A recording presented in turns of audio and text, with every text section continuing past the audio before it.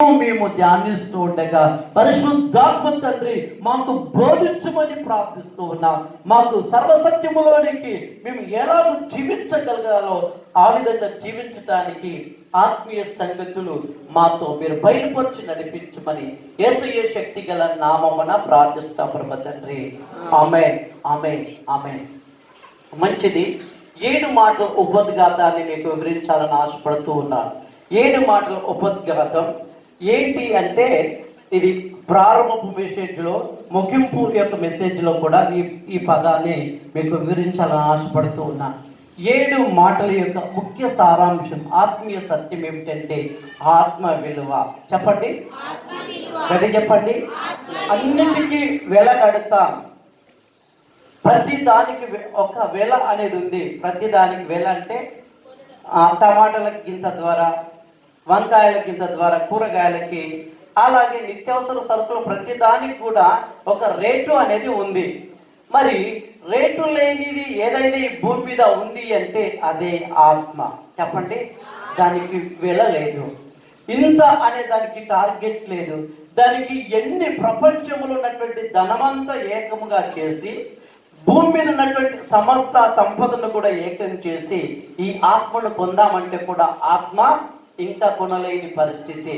ఆ వెలలేనటువంటి ఆత్మకు వెల ఎక్కడ దొరికింది అంటే సిలువలో. హల్లెలూయా. అందుకే ఈ 7 మాటల యొక్క సారాంశం ఆత్మ విలువను తెలియజేస్తుంది. ఇది మనం నేర్చుకోవాల్సిన ఆత్మీయ పాఠం. హల్లెలూయా. ఏ విలువ చెప్పండి, గడి చెప్పండి. ఎక్కడుంది ఆత్మ? కంటికి కనబడకపోవచ్చు, చేతిలో పట్టుకోకపోవచ్చు, ఒక చోట మనం బంధించకపోవచ్చు, కానీ ఆత్మ అనేది అందరిలో ఉంటేనే ఆ మనిషి బ్రతికి ఉన్నట్లు. ఆత్మ లేకపోతే అతడు చచ్చిపోయినట్లు లెక్క. హల్లెలూయా. ఎప్పుడైతే ఆత్మ మన బాడీ నుండి వేరైతుందో, మన శరీరం నుండి వేరవుతుందో, మన అవయవాల నుండి ఆ ఆత్మ వెళ్ళిపోతుందో అప్పుడే మనకు కనబడేది మరణం. చెప్పండి, గట్టి చెప్పండి. ఆత్మ మన నుండి వేరైతేనే మరణం, ఆత్మ మనతో ఉంటేనే మనం బ్రతికి ఉన్నట్లు లెక్క. అందుకే ఈ ఆత్మ ఎవరన్నా ఆపగలరా? ఈ ఆత్మను ఆపే శక్తి ఏ వైద్యునికైనను లేదా ఏ ధనమునకైనను ఏ సామర్థ్యమునకైనను ఉన్నదా అని మనం ఆలోచించగలిగితే ఈ ఆత్మ అనేది ఎవరు ఆపలేరు. ఈ ఆత్మ ఎవరిచ్చినారో ఆయన మాత్రమే ఆపగలడు. ఆయన్నే సర్వేశ్వరుడు, సర్వశక్తి కలిగిన వాడు. ఆయనే మన దేవాతి దేవుడైన యేసయ్య. హల్లెలూయా. అందుకే ఈ 7 మాటల యొక్క సారాంశం ఏమిటి చెప్పండి? ఆత్మ విలువ యేసయ్య చూపించినాడు, ఆత్మ వెల యేసయ్య చెల్లించినాడు. అందుకే 7 మాటల్లో మొదటి మాట మనం జాగ్రత్తగా ఆలోచించే ముందుగా ఈ 7 మాటల యొక్క క్లుప్త సారాంశం ఏమిటంటే, దయచేసి ఆలోచిద్దాం. యేసయ్య పలికినటువంటి 7 మాటల్లో అవి 2 భాగాలుగా మనం చూడగలుగుతాం. ప్రతి సంవత్సరం కూడా ఎన్ని భాగాలు? మీ చేతులు ఒకసారి చూపించండి. 2 భాగాలు. ఒక భాగము, రెండవ భాగం. చెప్పండి. 1వ భాగము, 2వ భాగం. ఈ 1వ భాగంలో ఏం చూస్తాం ప్రత్యేకంగా? సహజంగా ఎప్పుడు ఆలోచిస్తాం మనం ఈస్టర్ టైంలో, గుడ్ ఫ్రైడే టైంలో. చెప్పండి, ఏం చూస్తాం? ఇవి 9 గంటల నుండి సాయంత్రం 3 గంటల వరకు 7 మాటల్లో పలికినట్టు చూస్తాం. 9 గంటల నుండి 9 గంటల నుండి 3 గంటల వరకు పలికినట్లు చూస్తాం. అయితే 9 నుండి 12 వరకు ఒక భాగము, 12 నుండి 3 వరకు 2వ భాగం. చెప్పండి.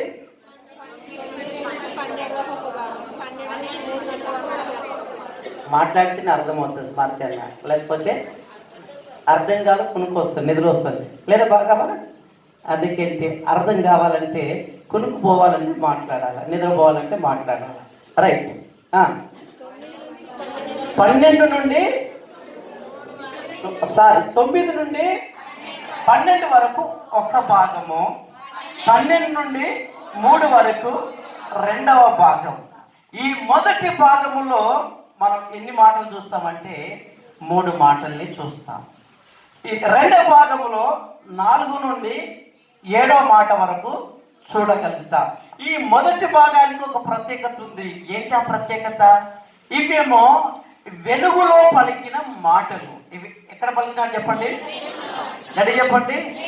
ఈ మాటలు అర్థం కావాలి. చీకట్లో పలికిన మాటలు. ఇవి పట్టపగలు ఎట్లా చీకటి ఏర్పడింది అనేది కూడా ఆలోచన రావాలా మీకు. పట్టపగలు ఎట్లా చీకటి అయింది అంటే యేసయ్య మరణించిన రోజు అది మిట్ట మధ్యాహ్నమైన 3 గంటల వరకు చీకటి ఏర్పడిందని చరిత్ర బైబిల్ తెలియజేస్తా ఉంది. ఇవి మనం ముందుకు వెళ్ళే కొలది ఆలోచిస్తాం. హల్లెలూయా, హల్లెలూయా. ఇప్పుడు ఏటి మాటల యొక్క క్లుప్త సారాంశం మనం విన్నామని అర్థం చేసుకుంటున్నాం. మరొకసారి యేసు ప్రభువు వారు ఎన్ని గంటల నుండి ఎన్ని గంటల వరకు సెలవులు వేలాడాడు? అర్థమైందా? భూమావా ఇక్కడ 3 నుండి 9 నుండి 3 వరకు చెప్పండి. మళ్ళీ నేను చెప్పొద్దు. మొదటి భాగాన్ని ఎనుకున్న వాళ్ళు చెప్పాలి. చంద్రకళకు నువ్వు గట్టిగా చెప్తే వాళ్ళు పక్కలు చెప్తా. సరే, పురుషులు చెప్తారు, ఎనుకున్న వాళ్ళు మంచిగా రైట్ చెప్పండి. బ్రదర్ చీరల మీద కూర్చున్నారు. Very good. 9 నుండి 3 9 నుండి 12 అన్నారా? 9 నుండి 12 వరకు మొదటి భాగం. ఈ భాగాన్ని అంతా వివరించండి ఒకసారి.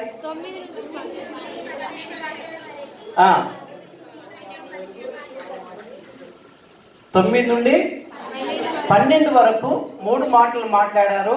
ఇవి వెలుగులో మాట్లాడారు. ఇవి 4 మాటలు మాట్లాడారు. ఇవి చీకట్లో మాట్లాడారు. ఇది 7 మాటల యొక్క క్లుప్త సారాంశం. ప్రియ దేవుని బిడ్డారా, ఇప్పుడు ముందుకు వెళదామా? అందుకే మొదటి మాటను ఆలోచిద్దాం. ఈరోజు మొదటి మాటని సాధ్యమైనంత వరకు క్లుప్తంగా మీకు వివరించి నేను ముగించాలని ఆశపడుతున్నా. ఎక్కడుంటుంది వచ్చిన చూస్తారు ఎవరైనా? ఓకే, చేయండి బిడ్డ.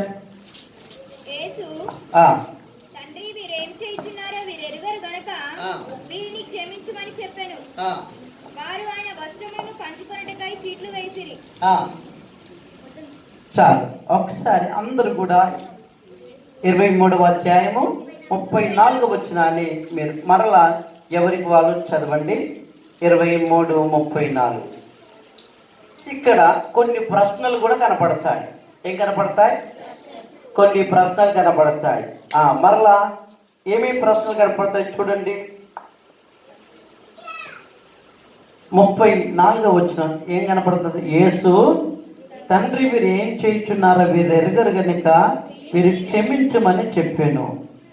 వారు ఆయన వస్త్రములను పంచుకుటకై చిట్లు వేసిరి. ఇక్కడ కొన్ని ప్రశ్నలను వేసుకుందాం. యేసయ్య ఈ మొదటి మాటలో మనకు 2 విషయాలు అర్థమవుతాయి. ఒకటి క్షమాపణ, 2 సంబంధం లేదా విజ్ఞాపన. మొదటి మాటల్లో మనం నేర్చుకోవాల్సిన పాఠం ఏంటంటే క్షమాపణ, సంబంధం లేదా విజ్ఞాపన. ఆత్మీయ పాఠాన్ని మరలా జాగ్రత్తగా రాసుకోండి. ధ్యానించేటప్పుడు గుర్తుపెట్టుకుని ఆలోచిద్దాం. మొదటి మాట మనకి ఏం నేర్పిస్తా చెప్పండి? క్షమాపణ. అందరు చెప్పండి. రెండవది సంబంధము, విజ్ఞాపన.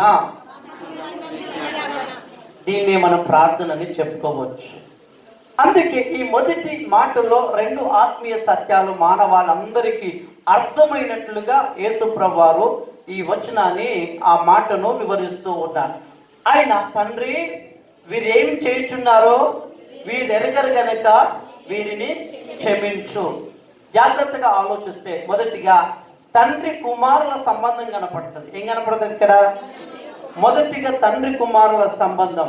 తర్వాత వీరేం చేయుచున్నారో అంటే వీరంటే ఎవరు అనేది కూడా ఆలోచిద్దాం.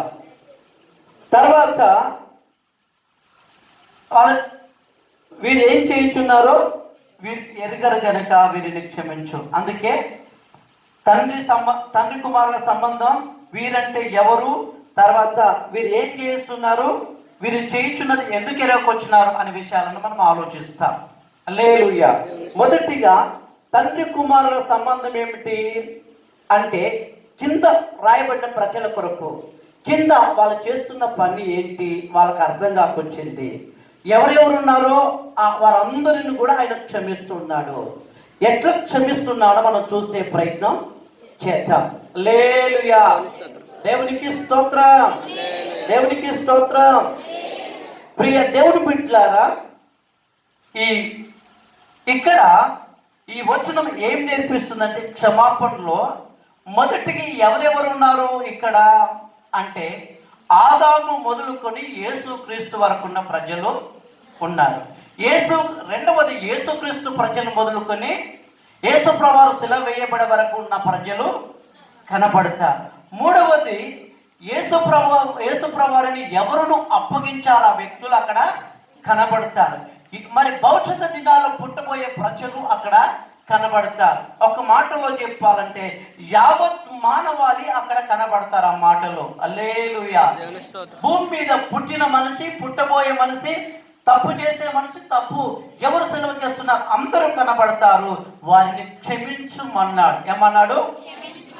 దయచేసి తొందరగా వెళ్ళండి అమ్మా. హల్లెలూయా. క్షమించమన్నాడు. ఏమన్నాడు? ఒకసారి ఆలోచించండి. ఎందుకు క్షమించమన్నాడంటే వారి జీవితంలో వారికి ఆత్మ విలువ తెలియదు. దేవుడు ఏమై ఉన్నాడో సరిగా వారికి అర్థం కాక, దేవుడు ఎందుకొరకు దిగి వచ్చాడో వారికి గ్రహింపు లేక, దేవుడు ఏ విధంగా వారి మధ్యలో సావాసం చేస్తున్నాడో ఆయన విలువ వారికి తెలియక, ఇవన్నిటిని గురించి కూడా ప్రజలు ఇంకా అర్థం చేసుకోకపోతున్నారు కనుక ప్రభువా వీరిని క్షమించు, వీళ్ళకు అర్థం కాకొచ్చింది కనుక వీరు చేసే తప్పిదాన్ని కూడా క్షమించమని అడుగుతున్నాడు. హల్లెలూయా, హల్లెలూయా. మనకు అందుకే క్షమాపణ నేర్పించే మాట. ప్రియ దేవుని బిడ్డలారా, మానవాళి జీవితాలలో కూడా ప్రధానంగా కావాల్సింది క్షమాపణ. చెప్పండి, గట్టి చెప్పండి, గట్టి చెప్పండి. యేసు ప్రభు వారు అన్నాడు, నేను మీ పాపములను క్షమించాలంటే మీరు మీ పట్ల చేసిన వారి పాపాలను క్షమించండి. తండ్రి వీరు ఏం చేయించున్నారో వీరు ఎరగరగా వీరు క్షమించమని ఏ విధంగా ఆయన ప్రార్థన చేశాడో 12 మంది శిష్యులకు కూడా పరలోక ప్రార్థనలో ఆయన ఇదే మాట చెప్పాడు. మీరు క్షమించిన ప్రకారము మీ పాపములు క్షమించబడతాయి అన్నాడు యేసయ్య. ఒకసారి ఆ పదాన్ని చూద్దామా? మన ప్రార్థనలో కనబడే మాట, పరలోక ప్రార్థనలో కనబడే మాట. 7వ మత్తయి సువార్త 6వ అధ్యాయం త్వరగా తీసి ఆ వచనాన్ని చదివి సహాయం చేయండి. తండ్రి 12వ వచనం అనుకుంటాను. 6వ అధ్యాయం 12వ వచనం.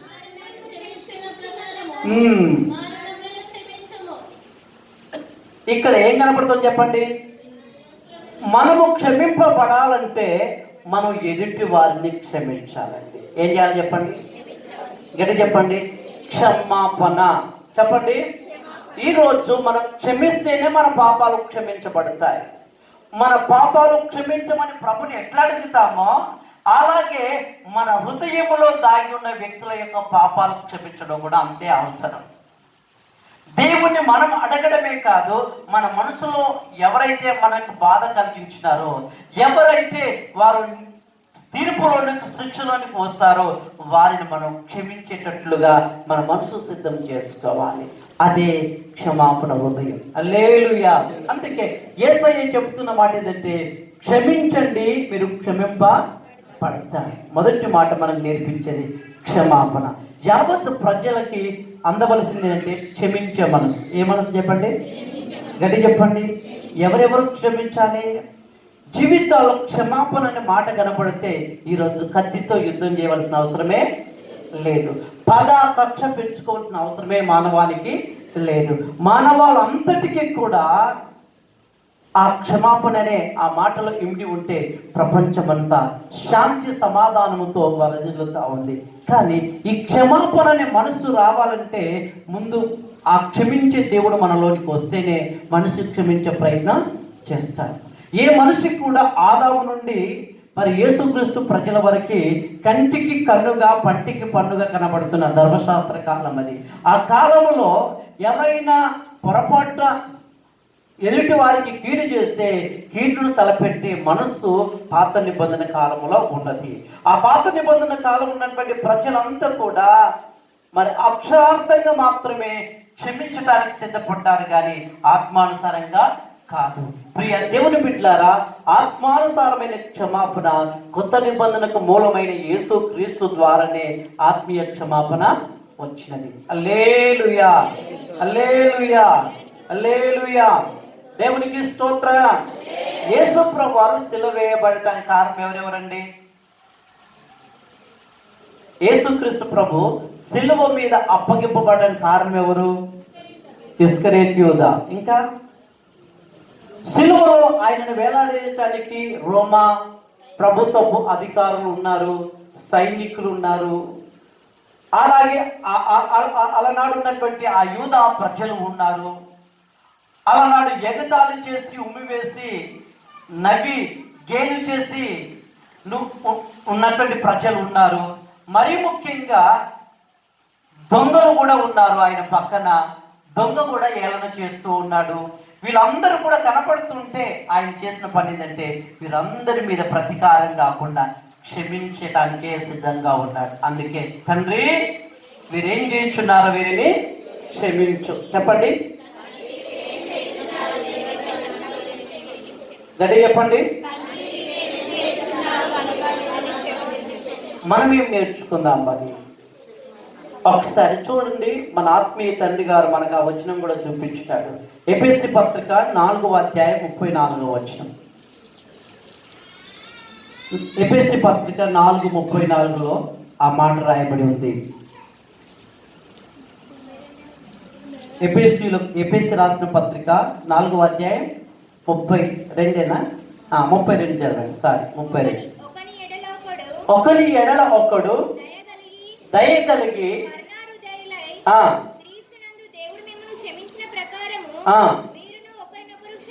ఏం చెయ్యాలంట? ఒకరి ఎడల ఒకరికి ఆ క్షమాపణ ఎప్పుడు వస్తుందో చెప్పండి? యేసుక్రీస్తును కలిగి ఉంటేనే. మనము క్షమించమని ప్రభునకు ప్రాధేయపడితేనే క్షమాపణ విలువ తెలుస్తుందండి. మనము క్షమించమని ఆ ప్రాధేయపడే విలువ మనకు తెలవకపోతే ఎదుటి వారిని క్షమించమని ఆ మనసు మనకి రాదు. క్షమించు అనే పదం, క్షమాపణ అనే ఆ పదం మన జీవితంలోనికి రావాలంటే మనం కూడా క్షమాపణ కోరుకొని ఆ యొక్క సమర్పణ కలిగిన మనసు రావాలి. హల్లెలూయా. అందుకే యోహాను మొదటి పత్రిక 1వ అధ్యాయం 7 నుండి 10 వచనాల వరకు ఆ క్షమాపణ ఎట్లంటే నోటితో ఒప్పుకోవడం అల్కగా, కానీ మనసులో ఉన్నటువంటి పాపాన్ని విడవడం చాలా కష్టం. ఒప్పుకోవడం, తప్పు చేసి ఒప్పుకోవడం చాలా అలకగా, కానీ తప్పుని విడిచిపెట్టి కొత్తగా జీవించడం కష్టం. ఒకసారి ఆలోచించండి. మనము చేసిన ఒప్పుకున్న తప్పుని విడవడానికి కష్టమైతే ఎదుటి వారి జీవితం కూడా అలాంటిదని అర్థం చేసుకోవాలి. ఎదుటి వారి పట్ల కూడా చాలాసార్లు వాళ్ళు మారరు వాళ్ళైతే మారరు అని ముద్ర వేసుకుంటున్నప్పుడు మనం మారుతున్నామా అనేది కూడా ఆలోచించాలి. మన జీవితంలో కూడా మార్పు వచ్చిందా అనేది కూడా మనం ఆలోచించాలి. ఎదుటి వారి ముందు ముద్ర వేసేటప్పుడు మన జీవితంలో మనం ఏ విధంగా ప్రభు ఎదుట కనబడుతున్నాం అనేది ఈ క్షమాపణ హృదయం నేర్పిస్తూ ఉంది. అందుకే ప్రభువా నాకు కరుణా హృదయం, క్షమించగలిగిన మనసు ఎప్పుడు వస్తుందండి? మనకు దేవుని సన్నిధిలో ఆయనకు మనకు సంబంధం ఉంటే వస్తుంది. మనుషులతో సంబంధం ఉంటే రాదు, లోకముతో సంబంధం ఉంటే రాదు. దేవుని ప్రజలతో సావాసం ఉండాలా, దేవునితో సావాసం ఉండాలా, పరిశుద్ధుల సావాసము క్షమాపణ హృదయం కొరకై తేలికగా జీవించడానికి సహాయపడుతూ వస్తుంది. అందుకే మీరు ఆలోచించండి. ఆది సంఘములో మొట్టమొదటి హతసాక్షి ఎవరండి? స్టెఫెన్. మొట్టమొదటిగా ఆది సంఘములో, ఆరంభ సంఘములో మొట్టమొదటిగా చనిపోయిన హతసాక్షిగా ప్రాణం పెట్టిన ఆ స్టెఫెన్ జీవితంలో మనం ఏం చూస్తామని చెప్పండి? తండ్రి వీరేం చేయుచున్నారు గనుక వీరిని ఎరగరు కనుక వీరిని క్షమించని ఆ మనస్తత్వాన్ని చూడగలుగుతాం, ఆ క్షమాపణ హృదయం చూడగలుగుతున్నాం. అప్పుడు ఆయన ముఖం స్టెఫెను ముఖం దేవుని దూతల వలె ఆ ముఖం మెరిసింది, దేవుని దూతల వలె అతడు మార్చబడ్డాడు అని అక్కడ రాయబడుతూ వస్తుందండి. అతడు రాళ్లతో కొట్టబడి చంపబడుతుండగా దేవాతి దేవుని దూతలు వచ్చి అతని పరలోకం స్వాగతాన్ని తెలియజేశాయి. పరలోకానికి దేవుడు అతన్ని పిలిచాడు. అంటే అతనిలో దైవ రూపాన్ని చూస్తున్నా, దైవికమైనటువంటి స్వభావాన్ని చూస్తున్నా. ఇది ఏ మనిషికి సాధ్యం కాదండి అనొచ్చు, ఇది అందరికీ సాధ్యమే. ఎప్పుడు సాధ్యం? ప్రభుతో ఉంటే సాధ్యం, ప్రభుతో నడిస్తే సాధ్యం, ప్రభు ప్రజలతో నడిస్తే సాధ్యం, కానీ లోకముతో నడిస్తే సాధ్యము కాదు. లోక తత్వాన్ని బట్టి జీవిస్తే సాధ్యము కాదు. మన తత్వాన్ని మనం విడిచిపెట్టి ప్రభు తత్వములోనికి మనం వస్తే సాధ్యం. అలా రావడానికి ఎవరు రారండి అంటే, స్టెఫెను కూడా మనిషే కదా, పౌలు కూడా మనిషే కదా, పాత నిబంధనలు కొత్త నిబంధనలో ఆరంభపు సంఘములు కూడా వాళ్ళు కూడా మనలాంటి మనుషులే కదా. వారికి ఎందుకు సాధ్యమైంది, మనకెందుకు సాధ్యం కాలేదు అంటే, వారు సంపూర్ణంగా ఈ తరము నుండి వేరే రక్షణలోనికి వచ్చినారు. ఈ తరము నుండి ప్రజలు వేరే ప్రభులోనికి వచ్చినారు. ప్రభు ప్రజలుగానే సమిష్టిగా కూడి ఉన్నారు. ప్రభు కొరకే జీవిస్తున్నారు. ప్రభు మహిమార్థంగా ప్రతి చోట బ్రతుకుతున్నారు. అందుకే ఆనాడు సాధ్యమైంది. వాళ్ళ పరిచర్య ప్రపంచానికి తాకింది. హల్లెలూయా. ఈరోజు కోట్లాది మంది క్రైస్తవ బిడ్డలుగా మనం కనబడుతూ ఉన్నాం. ఈరోజు ఆది సంఘపు యొక్క పరిచర్య ఇంకా ఇంకా ఇంకా అది బరువుగా కనపడుతుంది. మనం ఇంకా తేలికగా కనబడుతున్నాం. మనం ఇంకా మన పరిచర్య తక్కువగా కనబడుతుంది. వాళ్ళ పరిచర్యని ఎక్కువగా చేసినట్లు కనబడుతూ ఉంది. కారణం ఏమిటంటే, వారు నోటితో ప్రపంచానికి సాక్ష్యం చెప్పలేదు, కానీ జీవితంతో ప్రపంచానికి సువార్తను అందించినారు. అందుకే మన జీవితమే ఒక సువార్త కొరకై ఈ క్షమాపణ పాఠం నేర్పిస్తా ఉంది. హల్లెలూయా, హల్లెలూయా. దేవునికి స్తోత్రం, దేవునికి స్తోత్రం, దేవునికి స్తోత్రం. ప్రియ దేవుని బిడ్డలారా, మన భారతదేశానికి అనేక దేశాల నుండి వచ్చినటువంటి మిషనరీల యొక్క చరిత్రను చూస్తే చాలా దీన లేదా వాళ్ళ స్థితిని, వాళ్ళ యొక్క స్టోరీని చెప్పుకోగలిగితే కన్నీళ్లు పెట్టక తప్పదు. అలాంటి సేవ ఎందుకు చేశారో తెలుసా? వాళ్ళ జీవితంలో క్రీస్తు ప్రేమ క్షమాపణ ద్వారా అందించడానికి లోకానికి, భారతదేశానికి వచ్చినారు. మీరు వెళ్ళి చూడండి, మన పక్కన జైరాబాద్ ఉంది, వెళ్ళి చూడండి. ఈరోజు అంత పెద్ద విలువైనటువంటి ఆ స్కూల్ బిల్డింగ్ కానీ, ఆ పరిసర ప్రాంతాలు కానీ వారు ఎట్లా సంపాదించారో తెలుసా? మనం భారతీయులు ధనం ఇస్తే సంపాదించలే, మన భారతీయులు ఏదో డబ్బులు ఇస్తే సంపాదించలే. దేవుని ప్రేమ అనేది అనేక దాతలు ఇవ్వగా, ఆ ఇచ్చినప్పుడు కూడా ఇంకా ఆ రుణం, ఆ డబ్బులు సరిపోకపోతే వారి దేశానికి వెళ్ళి ఒక కిడ్నీని అమ్ముకొని ఆ స్కూల్ బిల్డింగ్లు కట్టించినారండి. ఏం చేస్తారు చెప్పండి, గడి చెప్పండి. ఈరోజు అంత త్యాగం చేయగలమా? అదే ఆత్మీయ అనురాగంలోకి వచ్చే జీవితం.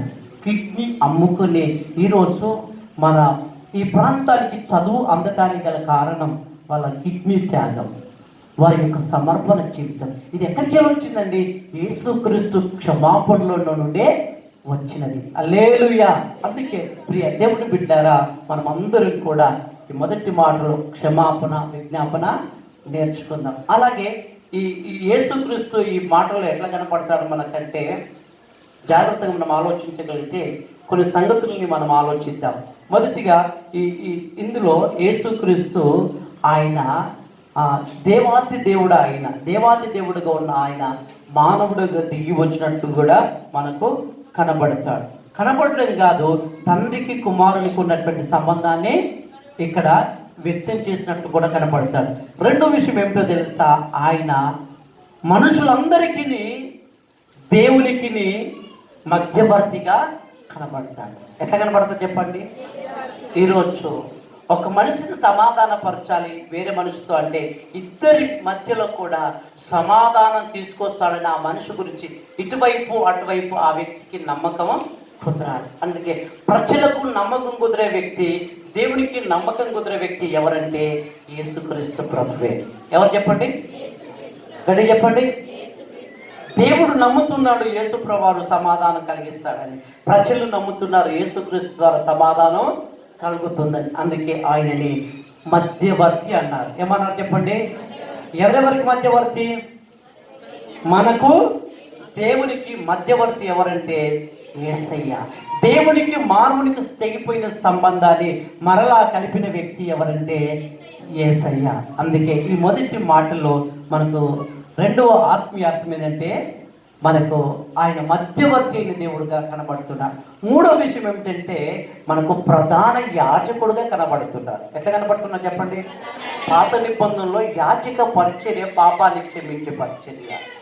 యాజకుల దగ్గరికి వెళ్ళి నా పాపానికి వెల చెల్లించండి అని గువ్వల్ని లేదా పావురాలని లేదా గొర్రె పిల్లల్ని ఆవుల్ని తీసుకుని వెళ్ళే తత్వం ఉండే ఆ తత్వానికి కూడా సంపూర్ణంగా పులిస్టాపు చెప్పినటువంటి ప్రధాన యాజకుడు ఎవరంటే యేసయ్య.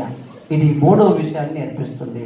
నాలుగో విషయం ఏం నేర్పిస్తుందంటే ఇది యావత్తు మానవాళి ప్రజలందరి కొరకు ప్రతి క్షణము క్షమించే క్షమాపణ హృదయాన్ని తెలియజేసే జీవితాన్ని యేసయ్య మనసు తెలియజేస్తూ ఉన్నది. హల్లెలూయా, దేవునికి స్తోత్రం. చివరిగా మనందరికీ అర్థం కావాల్సిన విషయం ఏంటంటే నేను రక్షించబడ్డాను, బాప్తిజం తీసుకున్నాను, సంఘానికి వస్తున్నానంటే అర్థం ఏంటంటే క్షమించడమే మన అలవాటు. ఏం చెప్పండి? గడి చెప్పండి, గడి చెప్పండి.